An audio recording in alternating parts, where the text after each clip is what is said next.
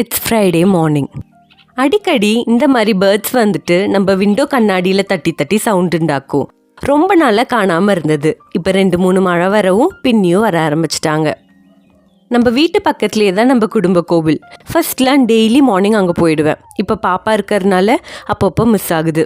So இன்றைக்கி கோயிலுக்கு போகலான்னு சொல்லிட்டு பூவெல்லாம் பறிச்சுட்டு நான் மட்டும் அங்கே கிளம்பியாச்சு. அங்கே போயிட்டு டேவை ஸ்டார்ட் பண்ணால் அவ்வளோ சாட்டிஸ்ஃபைடாக இருக்கும்.